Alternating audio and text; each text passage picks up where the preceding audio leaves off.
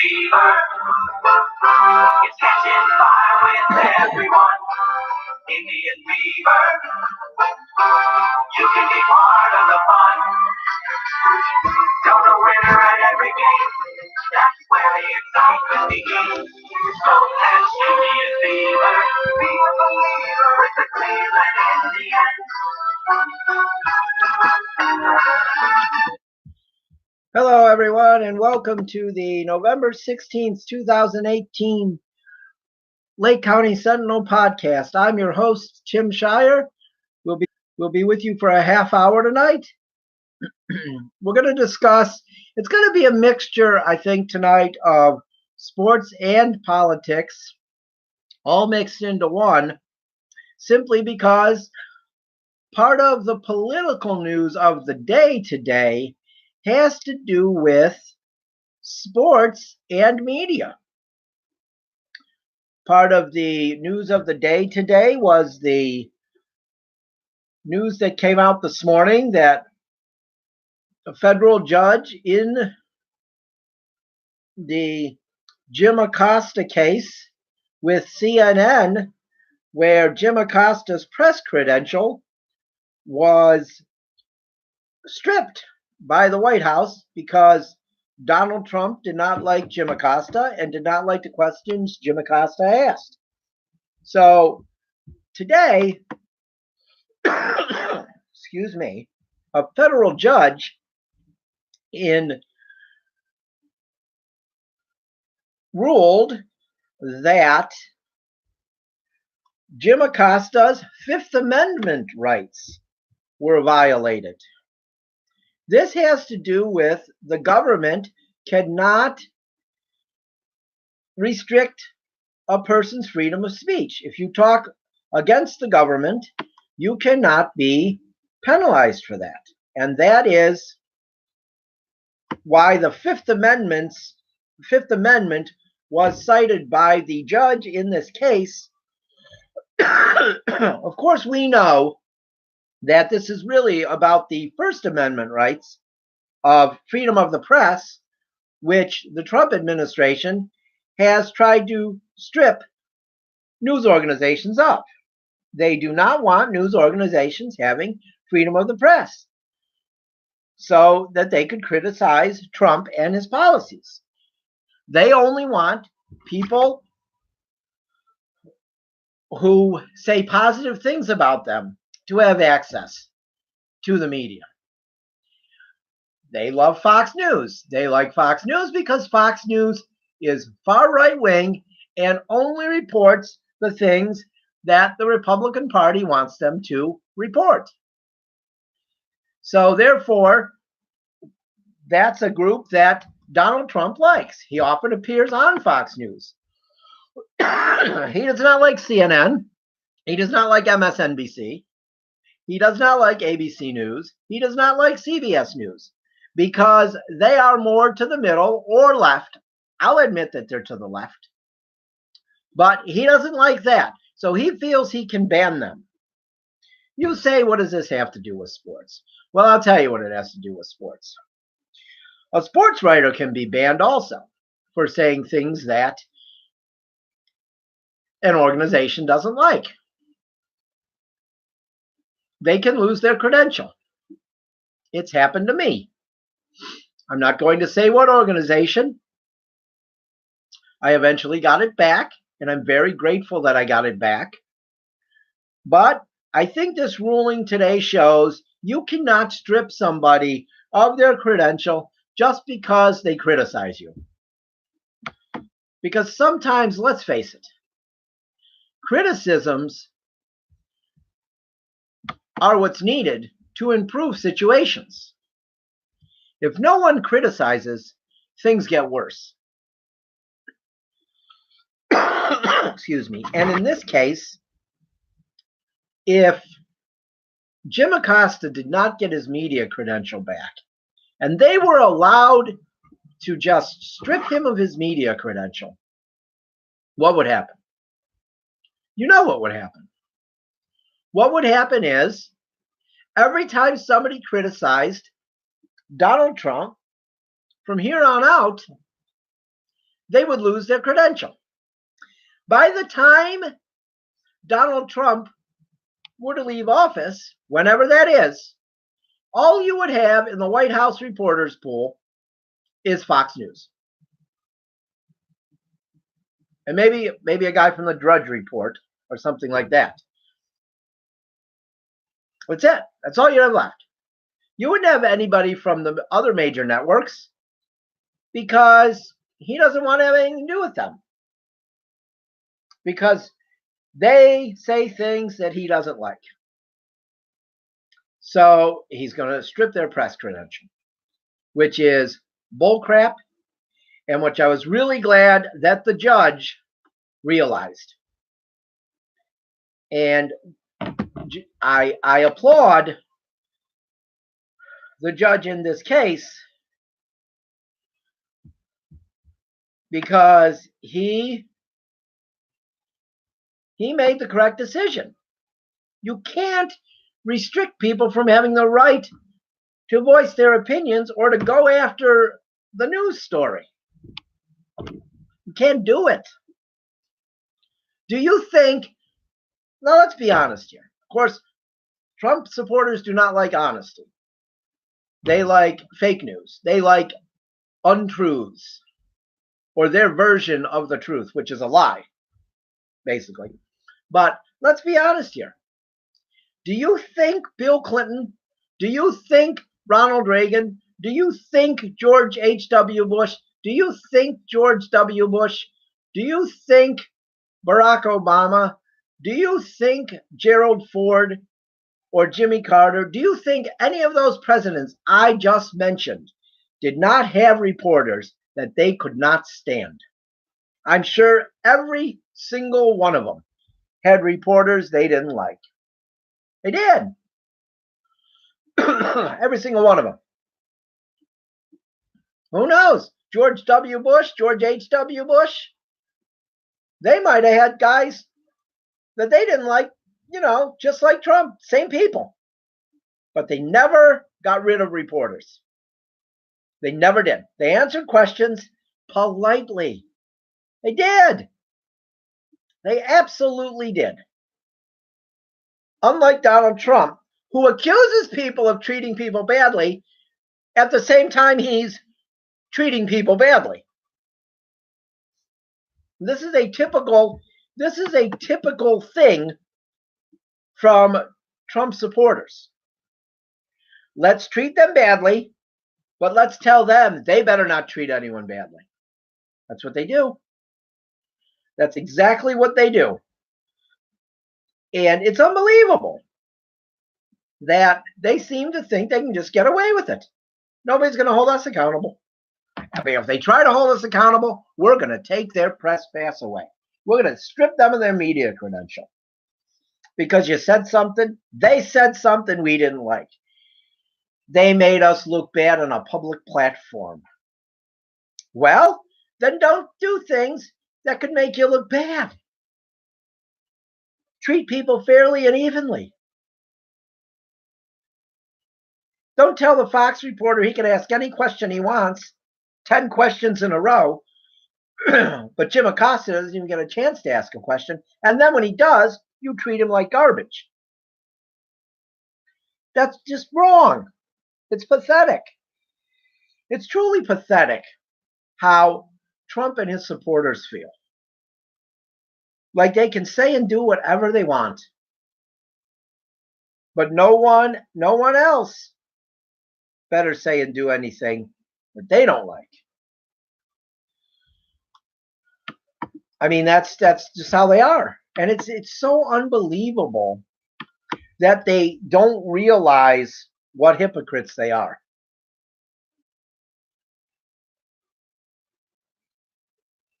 They're complete hypocrites. Total hypocrites. I'm amazed by it. And I really hope that at some point his followers begin to understand that you can't just do whatever you want. You have to be held accountable. You can't tell people they can't do it, but you're going to do the exact same thing. I mean, this Jim Acosta thing is a perfect example of where society's gone. It's a perfect example of it. Do as I say, not as I do.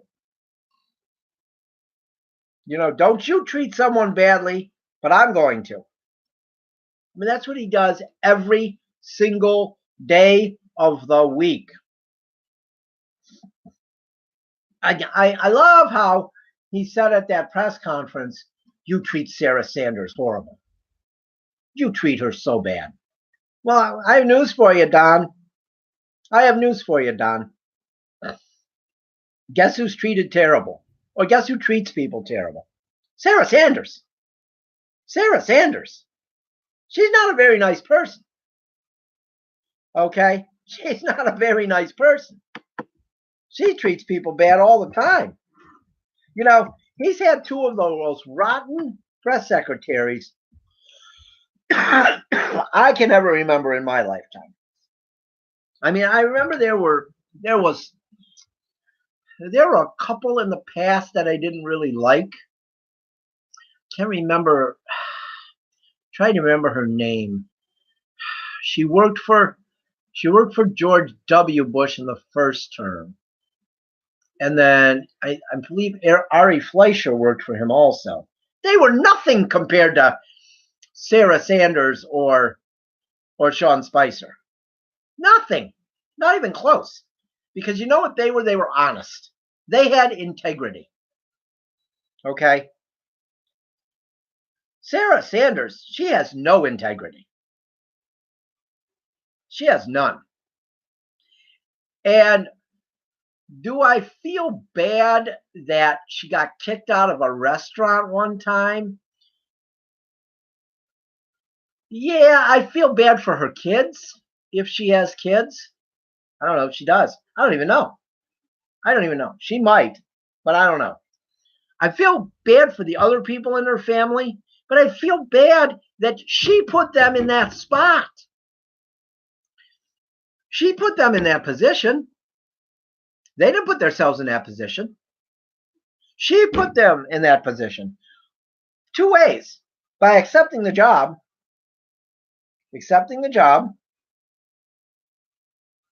of press secretary at the White House, which is a very difficult job. But also by being belligerent on a daily basis like she is. She is so belligerent to people. She is not honest. She is not honest. I understand she has a job to do out there, but she is not honest. She blatantly lies on a daily basis. She does. And then she says she doesn't remember it. Oh my God. Or I don't recall that. I don't recall. So it's unbelievable that any of these people think that they're being treated badly. I mean, if you're going to treat people badly, you might get treated badly at some point. There's a good chance of it. There is a good chance of it. And I feel like that sometimes, I'll tell you what, I never take the first shot at a person or anybody that I know.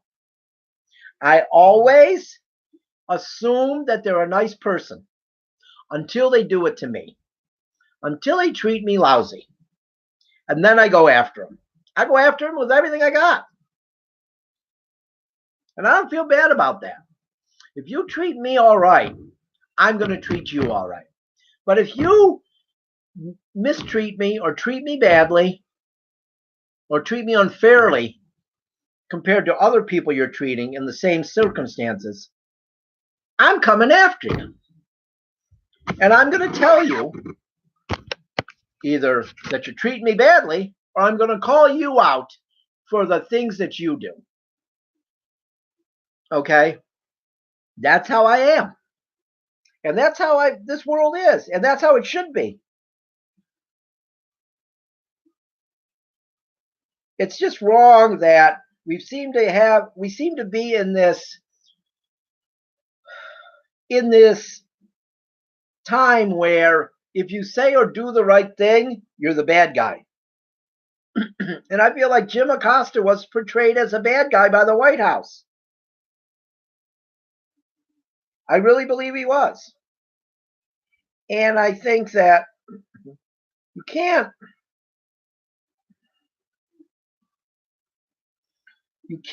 treat a person badly for trying to get to the truth. That's Jim Acosta's job. It's his job. It's his job to grill the president at a press conference. And why don't they understand that? Actually, they understand that. They understand that. They just don't want them to do their job. That's what this is all about. They don't want the American press to do their job, except for Fox News, because Fox News reports what he wants. Okay? And he said it perfectly today when he gave the Presidential Medals of Freedom out. I'm a perfect example of how he is and who he's going to like or who he's going to support if they like him first, if they say nice things about him. Orrin Hatch, one of the first people to say nice things about me. So I like Orrin Hatch. He said it. He's right there. He said it. I mean, he said it. He is the only person I can think of that's been president that cares so much about what people think about him. It's all about his ego. That's the whole thing. That's all he cares about. And I don't understand why his followers and the people that voted for him and the people that still support him and believe in him don't see this. Do they realize he'd throw them aside for his own ego in a second? That's what I wonder. I really wonder if Trump supporters understand that he would throw them aside in a second for his ego. If it made him look good, he'd throw them aside in a second. And I just think that I just can't believe that people don't understand this. I don't understand. How can you not realize what this guy's all about? They either they do realize it and they don't want to admit they made a mistake voting for him, or they actually don't understand it. I mean, it's really hard for me to understand that mentality. That you really feel that you're going to be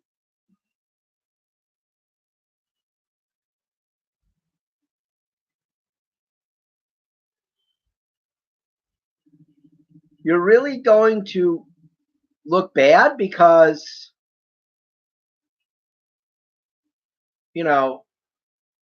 because you admit you were wrong? I mean, are you kidding me?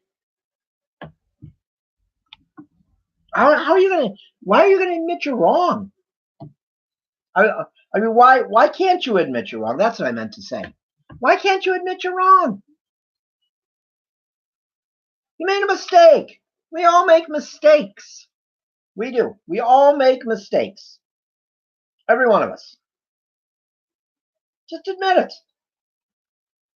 Just admit you made a mistake.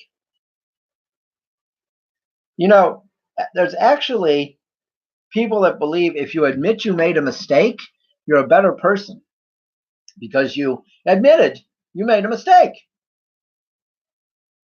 So I don't understand the thinking of Trump supporters, why it's very hard for them to admit they made a mistake, or why it's so hard for Donald Trump to admit that he made a mistake.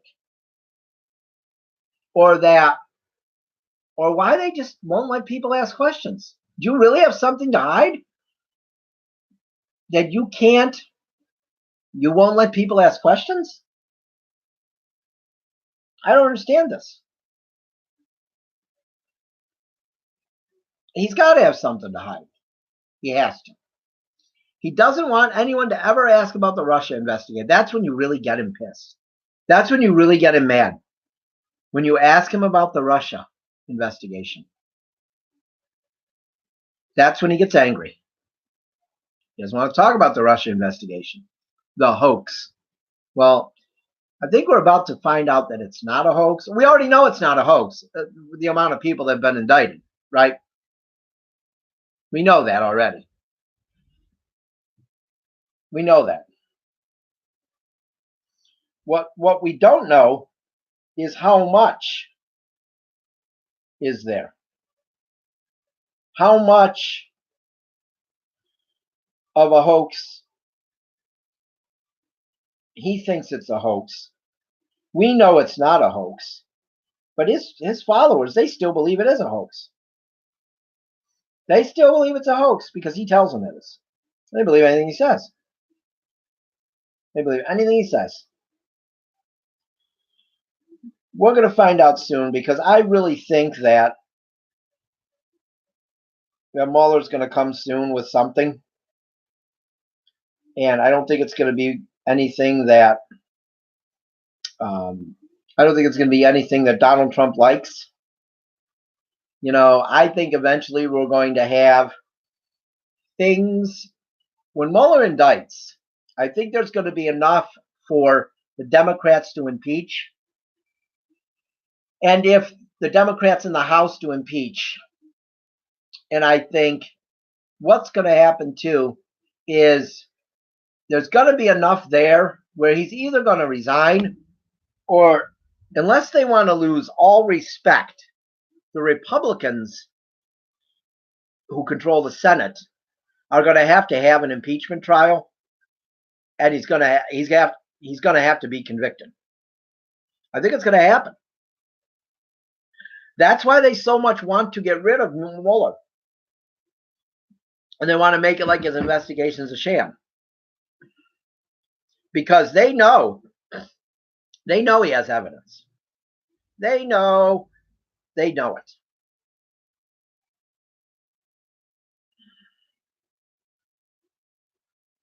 And I think they're doing everything they can at this point to make Mueller look bad. They're doing everything they can to make the FBI look bad. They do. They're doing everything they can to make the FBI look bad. The Republicans in the House, they're still in control for about a month and a half. So they start another investigation today of the FBI. Of course they did, because that's their goal, to try and make the FBI look bad, like they've had an investigation that's unfair to Trump. You want to talk about unfair investigations? How about releasing information 2 weeks before the election that you're going to reopen the investigation to Hillary Clinton? How fair was that? But they're okay with that. That was okay. That was okay. Investigations are good if you're investigating Democrats. Investigations bad if you're investigating Republicans. That's basically what they think. They really think that they don't have to go by the rules. That's the whole thing. We don't have to go by the rules. Who said we have to go by the rules? The Democrats have to go by the rules, but we don't. I really believe that's what they think. And it's kind of sad that's their thinking. And that's where that's where our country's gone in a lot of ways. Our country's gone that way, and there's not equal. It's not equal a lot of times. So It's a real bad situation right now, and that's why that I was really glad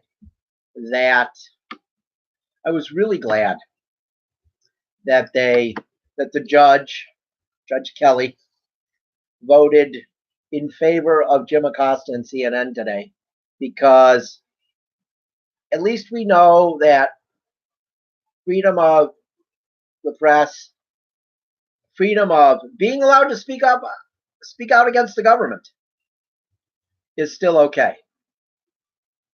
Because let's face it, Trump and his people, they don't want you to speak up against him. They'll speak up against who they don't like, but you better not speak up against him. We got some, we'll talk a little bit of sports here to end the broadcast. Nothing serious. The MVPs came out last night. Christian Yelich won it in the National League, and Mookie Betts unfortunately won it in the American League. But that's all said and done now. And I'll tell you what, I think that, they got Yelich right. I don't think they got Betts right. I thought that Mike Trout should have won. But, that's water under the bridge. Nothing we can do now. I don't know when baseball starts exactly. I don't know exactly the amount of days until spring training, but boy, it can't get here quick enough for me. So, but what I will tell you is Cavs do have a game. Their next game is Monday night against Detroit. It's in Detroit. The Cavs are now 2-12, and they are 2-12, and they are in. They are dead last in the American Football Conference, or the American Football Conference. Oh my God, that was really bad. In the Eastern Conference, in the NBA, and they, like I said, they play Monday night in Detroit against the Pistons, who are 7-6. And then, right this moment, the Cleveland Monsters are in Hershey, PA, taking on the Hershey Bears.